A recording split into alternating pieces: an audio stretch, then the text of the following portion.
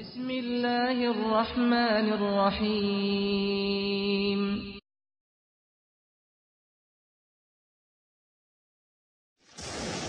اللہ کی طرف سے مصیبت آئے، پریشانی آئے، آزمائش آئے، غم اور دکھ آئے، اس پہ صبر کیجئے۔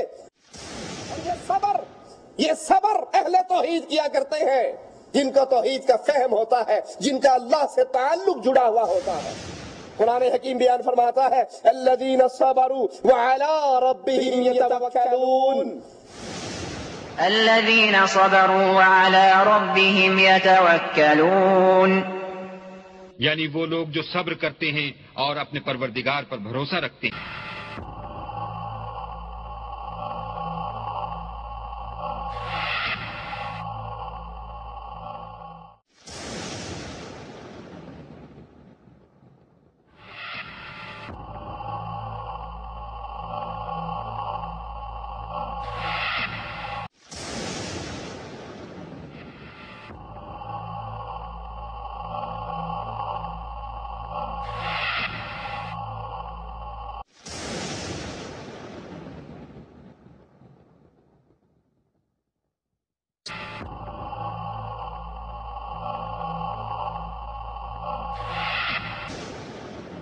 ان الحمد للہ نحمده نصلی علی رسولہ الکریم، اعوذ باللہ من الشیطان الرجیم، بسم اللہ الرحمن الرحیم، انما یوفی الصابرون اجرهم بغیر حساب۔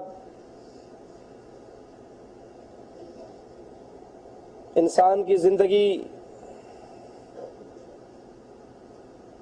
اس میں غم بھی ہوتے ہیں اور خوشی بھی آتی ہے۔ یہ غم اور خوشی اللہ عز و جل کی طرف سے، اور وہ اللہ حکیم اپنے بندوں کو مصیبت، آزمائش اور غم میں مبتلا کرتا ہے، ان کو آزماتا ہے، اور جو کچھ آزمائشیں بندوں پہ اترتی ہیں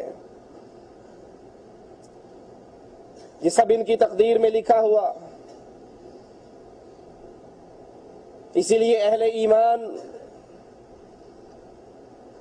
جب ان پر اللہ عز و جل کی طرف سے کوئی آزمائش آتی ہے، پریشانی، مصیبت آتی ہے، وہ اس پہ صبر کا مظاہرہ کرتے ہیں۔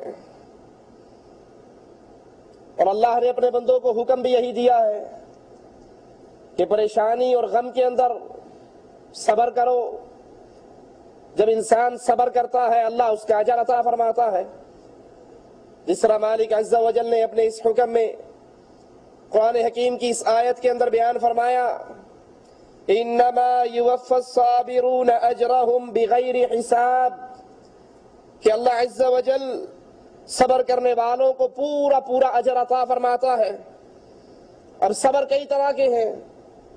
ایک صبر اللہ نے جو حکم دیا ہے ان حکموں کی تعمیل کرنا، ان حکموں پہ عمل کرنا۔ مالک کا حکم ہے کہ نماز کے لیے اٹھو، مسلمان صبر کے ساتھ، دل کی خوشی کے ساتھ اس حکم کو پورا کرتا ہے۔ کچھ کام ایسے ہیں جن سے اللہ عز و جل نے انسان کو منع کر دیا۔ انسان جی چاہتا ہے برائی کرنے کے لیے، جی چاہتا ہے گناہ کرنے کے لیے، دنیا کی رنگینی میں ڈوبنے کو جی چاہتا ہے، لیکن اہل ایمان اپنی خواہشات پر صبر کرتے ہیں۔ کیوں؟ کیونکہ اللہ نے اس سے منع کر دیا۔ ایک نوجوان رسول اللہ صلی اللہ علیہ وسلم کے پاس آیا اور آ کر کہنے لگا یا رسول اللہ صلی اللہ علیہ وسلم، مجھے اجازت دیجئے زنا کرنے کی۔ صحابہ کرام نے بڑے غصے سے اس کی طرف دیکھا۔ پیارے حبیب علیہ السلام نے کہا میرے قریب آ جاؤ، اپنے قریب بٹھایا۔ کہنے لگے کیا تو راضی ہے یہ عمل تیری ماں کے ساتھ کوئی انسان کرے، تو راضی ہے؟ کہنے لگا آپ پر قربان جاؤں اللہ کی قسم میں کبھی راضی نہیں ہوتا۔